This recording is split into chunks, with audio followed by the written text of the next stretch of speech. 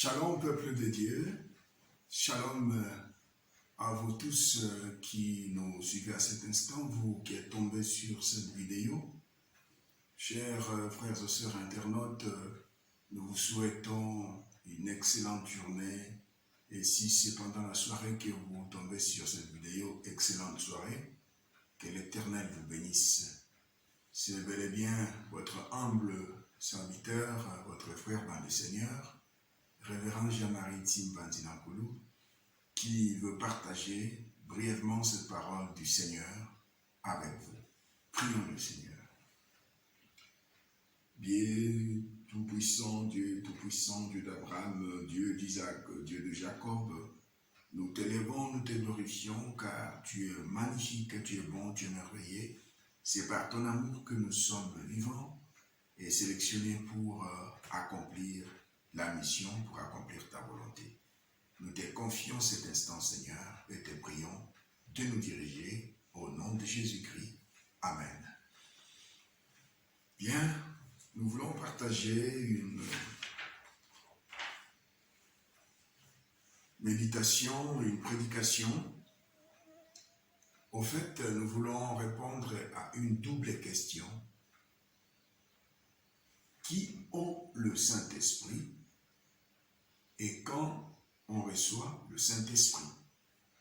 Qui ont le Saint-Esprit et quand on reçoit le Saint-Esprit? Le constat que nous avons fait est le suivant. Il y a des personnes qui estiment qu'elles seraient des seuls possesseurs, des possesseurs exclusifs, allais-je dire, du Saint-Esprit, c'est-à-dire des gens qui pensent que c'est seulement eux qui auraient le Saint-Esprit, pas d'autres personnes. Il y a même cette mentalité dans le chef de quelques fidèles de certaines églises, pas toutes les églises. Il y a certaines églises qui pensent que c'est seulement leurs fidèles qui auraient le Saint-Esprit et que les fidèles d'autres églises n'en auraient pas. Et il y en a aussi qui ont tendance à ne pas croire qu'ils auraient le Saint-Esprit, quand bien même qu'ils sont des chrétiens, qu'ils sont des chrétiennes, qu'elles sont des chrétiennes, je voulais dire, mais elles ne réalisent pas qu'elles ont le Saint-Esprit. Alors, au travers de cette prédication, nous voulons chasser les ondes d'ombre et nous ne voulons pas que ceux-là qui pensent qu'ils seraient les détenteurs, des possesseurs exclusifs du Saint-Esprit, qui puissent continuer à se comporter de la sorte. Mais aussi, si vous avez de la certitude que vous êtes chrétien et que vous ne savez pas si vous avez le Saint-Esprit ou vous ne l'avez pas, vous aurez certainement la certitude au travers de cette prédication. Alors, allons avec la première question. Qui ont le Saint-Esprit? Nous allons lire la parole de Dieu dans les Actes des Apôtres. Actes chapitre 1er, les versets 4 et 5.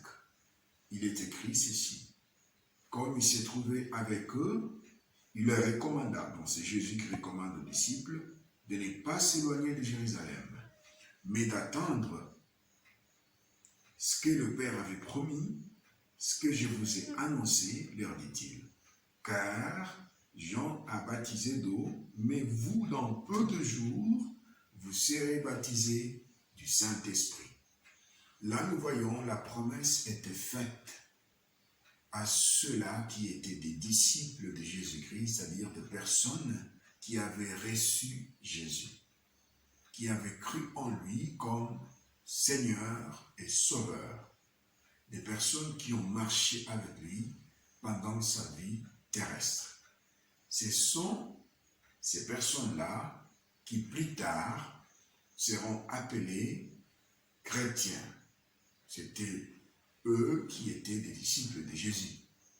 Donc nous voyons que déjà à partir de ces paroles, de ces écrits, nous réalisons que ce sont les chrétiens qui ont le Saint-Esprit. Ici, nous voyons la promesse qui était faite. Et nous allons voir maintenant au chapitre de Acte 2, 1 à 4. Acte 2, 1 à 4, parce que là c'était une promesse. Le jour de la Pentecôte, ils étaient tous ensemble dans le même lieu. Tout à coup, il vint du ciel un bruit comme celui d'un vent impétueux, et il remplit toute la maison où ils étaient assis. Des langues semblables à des langues de feu leur apparurent, séparées les unes des autres, et se posèrent sur chacun d'eux. Et ils furent tous remplis du Saint-Esprit, et se mirent à parler en d'autres langues, selon que l'Esprit leur donnait de s'exprimer. Voilà, ici maintenant, la promesse s'est accomplie. Le Seigneur ne ment pas, il a accompli ce qu'il avait promis dans les Actes des Apôtres, ce qu'il a rappelé dans les Actes des Apôtres, chapitre 1er, parce que déjà dans l'évangile de Jean, il leur disait déjà que je vous enverrai, je demanderai au Père de vous envoyer un autre consolateur, une autre aide. Il a même dit, il est avantageux que je m'en aille. Sinon, si je ne m'en vais pas, le consolateur ne viendra pas. Donc nous voyons que ce sont des chrétiens, des disciples de Jésus, qui ont le Saint-Esprit. Si vous avez cru en Jésus, vous avez le Saint-Esprit. Si vous êtes chrétien, chrétienne, à la lumière de ces écrits, vous avez le Saint-Esprit. Donc, qui ont le Saint-Esprit, ce sont les enfants de Dieu ou les chrétiens. Et dans Romains 8, verset 16, quelques temps plus tard, l'apôtre Paul va nous dire ceci, l'Esprit, donc le Saint-Esprit, lui-même, rend témoignage à notre esprit que nous sommes enfants de Dieu. C'est-à-dire, le Saint-Esprit qui rend témoignage à notre esprit, c'est parce qu'il est en nous. Nous, enfants de Dieu, c'est-à-dire, nous qui avons cru, qui avons reçu Jésus. Nous savons, Jean 1, verset 12-13, à ceux qui l'ont reçu, à ceux qui croient en son nom, la parole, donc Jésus, leur a donné le pouvoir de devenir enfants de Dieu. Donc, tout enfant de Dieu a le Saint-Esprit. Qui ont le Saint-Esprit? Les enfants de Dieu. Et qui sont ceux-là qui sont enfants de Dieu? Ceux qui ont cru, ceux qui ont reçu Jésus, qui ont cru en lui comme Seigneur et Sauveur. Alors, la deuxième question, quand on reçoit le Saint-Esprit? À quel moment recevons-nous le Saint-Esprit? C'est ici où il y a beaucoup de conceptions, mais la parole de Dieu va nous aider parce que la parole de Dieu est vérité. Nous allons vous présenter 4 tableaux. Le premier tableau, c'est celui de Acte 2, 1 à 4. Là, on nous présente les disciples de Jésus, des personnes qui avaient cru en lui, des personnes qui avaient marché avec lui, des personnes qui avaient mangé avec lui, des personnes qui avaient touché le Maître et qui étaient baptisées aussi.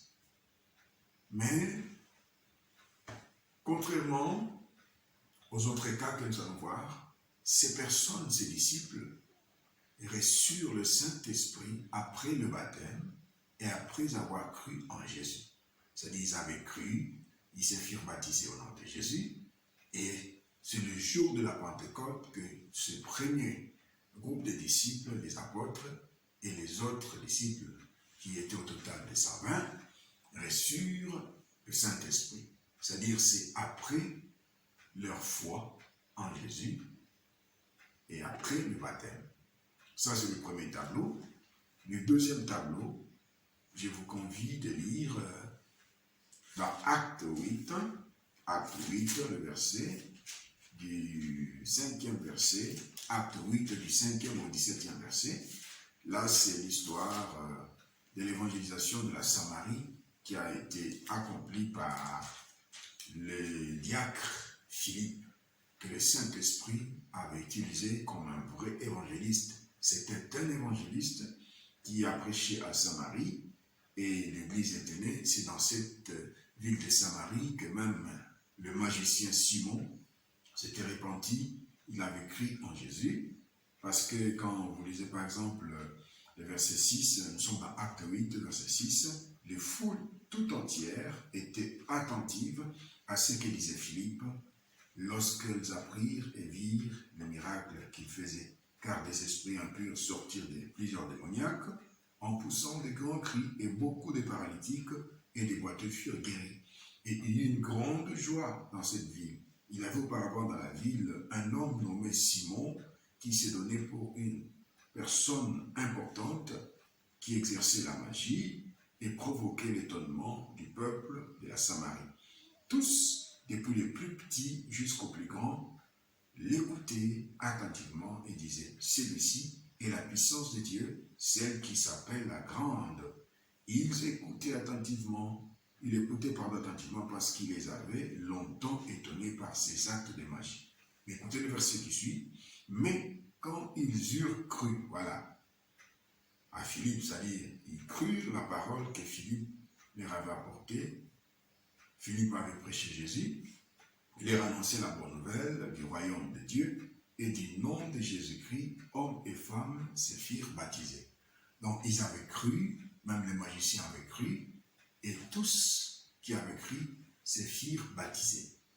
Et ici nous allons voir qu'ils n'avaient pas reçu le Saint-Esprit. Là déjà c'était après la Pentecôte, le Saint-Esprit était déjà descendu, mais curieusement ils n'en avaient pas reçu. Et quand nous lisons le verset 15 et 16, ceux-ci, c'est-à-dire Pierre et Jean, arrivaient chez les Samaritains, prièrent pour eux, afin qu'ils reçussent le Saint-Esprit, car il n'était encore descendu sur aucun d'eux, ils avaient seulement été baptisés au nom du Seigneur Jésus. Alors Pierre et Jean leur imposèrent la main et ils reçurent le Saint-Esprit. Ici, nous voyons une particularité. Pour les premiers disciples, il y a la foi en Jésus-Christ, le baptême, et le Saint-Esprit est venu. Mais le Saint-Esprit est venu sans intervention humaine. Mais pour les Samaritains, ils ont cru, ils se firent baptiser, et il y a eu imposition de main. Nous allons voir maintenant l'autre tableau. Nous allons au troisième tableau, maintenant chez les païens, chez Corneille. C'est dans Acte 10. Je vous épargne d'autres versets. Nous lisons les versets 44 jusqu'à 47. Comme Pierre prononçait encore ces mots, donc Pierre est en train de prêcher Jésus dans la famille de Corneille, et le Saint-Esprit descendit sur tous ceux qui écoutaient la parole. Tous les fidèles circoncis qui étaient venus avec Pierre furent étonnés de ce que le don du Saint-Esprit était aussi répandu sur les païens. Waouh! Car ils les entendaient parler en langue et glorifier Dieu. Alors Pierre dit, peut-on refuser l'eau du baptême à ceux qui ont reçu le Saint-Esprit, aussi bien que nous?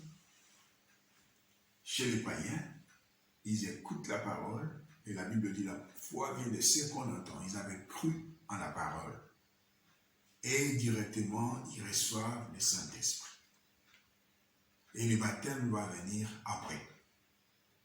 C'est contraire aux premiers disciples, c'est contraire aussi aux disciples de Samarie. Et nous allons voir le dernier tableau, c'est là où nous aurons aussi la réponse avec la question que Paul avait posée aux disciples qu'il avait rencontrés dans cette ville. Nous sommes dans Acte 19. Acte 19, 1 à 6. Pendant qu'Apollo était à Corinthe, Paul, après avoir parcouru les hautes provinces de l'Asie, arriva à Éphèse. Ayant rencontré quelques disciples, il leur dit, suivez la question, avez-vous reçu le Saint-Esprit quand vous avez cru? C'est une question capitale. C'est-à-dire, Paul fait savoir que c'est lorsqu'on a cru en Jésus-Christ que l'on reçoit le Saint-Esprit. C'est ça ce que ça veut dire autrement. Alors leur réponse, ils lui répondirent, nous n'avons pas même entendu dire qu'il y ait un Saint-Esprit. Il dit, de quel baptême avez-vous donc été baptisés? Et ils répondirent, du baptême de Jean. Alors Paul dit, Jean a baptisé du baptême de repentance, disant au peuple de croire en celui qui venait après lui, c'est-à-dire en Jésus. Sur ces paroles, ils furent baptisés au nom du Seigneur Jésus.